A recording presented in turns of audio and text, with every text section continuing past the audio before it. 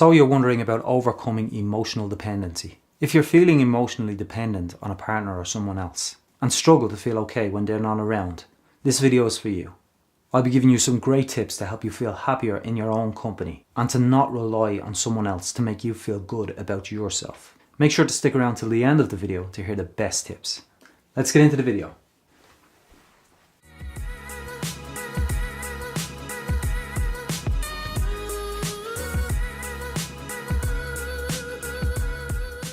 Hey guys, Andrew here from Wellness Within Solutions, helping and encouraging you to be the best version of yourself.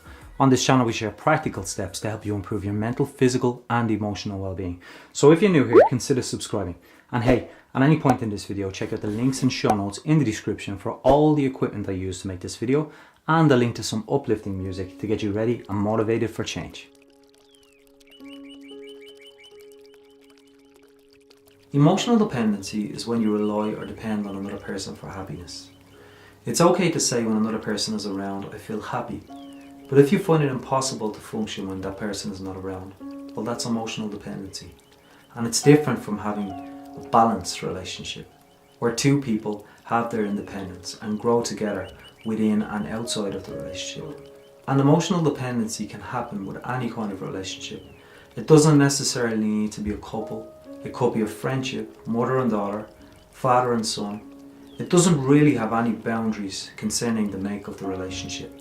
The fact is, if you feel that you can't function as normal when that other person is not around, let's say your boyfriend or your girlfriend, and feel anxious when they've left your side for more than a few hours, and you feel like you can't just relax and enjoy time with your friends without constantly thinking about that other person and needing them to be around, well, that's emotional dependency.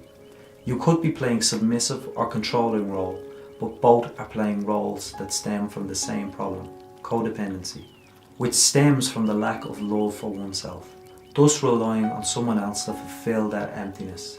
But the good news is, if you feel that way, life doesn't have to stay that way. I'm going to show you some tips to help you build your self-confidence and love yourself more. They will get you on the road to be able to feel calm and fulfilled when that other person is not around, to feel good about yourself, and give you some tips to find your own happiness outside of that relationship. And the wonderful thing will happen. When you make these changes and build your self-confidence, that will strengthen your relationship with the other person. And your relationship will become stronger and grow. First, it's important to know why we feel emotionally dependent on someone, so we understand the bigger picture and don't feel weird or like there is something wrong with us. And understanding a problem can be a massive part of letting it go. And remember, by trying to learn about this and understand what's happening, you're taking steps to take responsibility and find answers to dealing with your shortcomings. So try not to be too self-critical on yourself and instead try applauding yourself for taking these steps. And remember, people looking in at a relationship will often criticize you for sticking around in a codependent situation. But the fact is, when you love someone, you want to imagine the best in them. So you always hope for change and hope that things will get better. So don't be taken in by people's opinions and always do what's right for you. And no one really knows what you're going through or what's right for you, like you do. Women and men both suffer from this problem. It's usually women, but if you're a man going through this codependency issue, you're not alone and there's nothing to be ashamed of.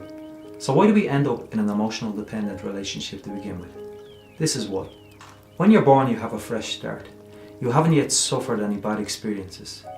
So you're born into a natural state of happiness and joy, meaning you don't have to try to be happy. It's something that comes natural without any real effort to a child. Have you ever looked back on when you were younger, remembering all the things that made you so happy and thought to yourself, why does it take so much more to make me happy now? And the reason for that is, as we begin to grow, we get affected by the things around us. We take our experiences personally. And unfortunately, as children, we have this great ability to think that everything that happens is our fault. We take on this pain of our experiences till eventually we are enveloped by this pain, which serves as a blanket that covers and seals off our natural state of happiness. So while you continue to grow, you continue to get a hurt, jealousy, anger, and all those other sorts of emotions. And if you ever dare to look within, or just sit quietly with yourself, you start to feel that pain. So what do? Instead of going inward to find love, because it's too painful, You look outward for love and approval because you can't reach your own self-worth due to that barrier of emotion that surrounds you. Genuine love must first come from within. If we seek love on the outside in order to fulfill a personal happiness or lack within, we enter relationships from a need and lack perspective. And because like attracts like, you'll undoubtedly draw in someone with the same lack or need.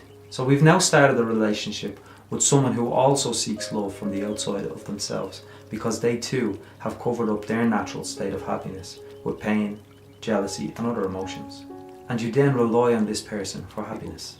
And what we have now is two people seeking love on the outside because they don't feel self-love and rely on each other to fill that void that will never be filled from the outside. You might have times when you feel good, but it's always dependent on the way your partner behaves towards you or whether they're around. So what do we need to do so we can once again experience a natural state of happiness without effort? We first need to look within. Sit quietly and let yourself feel your emotions. The thought of looking at our feelings is so terrifying that we would rather seek outside distractions to protect ourselves from them. Now, there really is nothing to be terrified about, but we've been taught growing up to suppress our emotions instead of embracing and learning from them. So for example, a lot of men have been taught that it's not okay to cry. Women are a little ahead on this subject, but generally our peers don't teach us how to process our emotions and deal with them in the right way because they don't know. So we're taught when something happens we should blame someone else instead of taking responsibility for our feelings and using the opportunity to learn from the lesson and strengthen ourselves to avoid getting caught up in the same situations over and over again. And this is why people can sometimes end up in codependent relationships. So now that you know what the problem is, how do you fix it? We've got to get back to our natural state of happiness, the way we were when we were children. Like when we felt joyous watching our favourite cartoon or played our favourite game. And the simplest of things made us overwhelmingly happy. So it's time to make that change now. So seize the moment and grab it with both hands. Life is for the living, and we only have a short time here, so embrace it. Fill it with joy, because one day you'll be moving on, and you'll look back and say that you made the most of your experiences and rose to the challenge. Resolving the problem. Problem shared is a problem halved. So if you want to offload, talk to someone who cares about you. Try telling them you're feeling upset and you just need someone to listen. It really helps to talk. Too often we keep things locked up inside. We have a great community of people who are waiting to give it voice and lend an ear. So if you want to reach out, just leave a comment below. Stop doing things that don't serve you. Look at the patterns that have gotten you where you are and start honouring yourself instead of compromising yourself. It's important to look at your unhealthy behaviours and change them so you don't end up back in the same place wondering how you got there. Get some you time and do more of the things you love. That will help you slow down your overactive thinking and make some space in your mind. Try out some affirmations to strengthen your love and respect for yourself. Take a little time to write some specifically tailored to you. A quick Google search on self-love affirmations will give you all the inspiration and ideas you need. Folks, it's all happening down below in the comments section, so get down there and be part of the Wellness Within community and share your thoughts with us. Question of the day: what steps are you going to take to move forward from that codependent relationship? If you like this video, don't forget to subscribe and like the video below. Thank you so much for watching. Until next time, here's Wellness Within Solutions, helping and encouraging you to be the best version of yourself.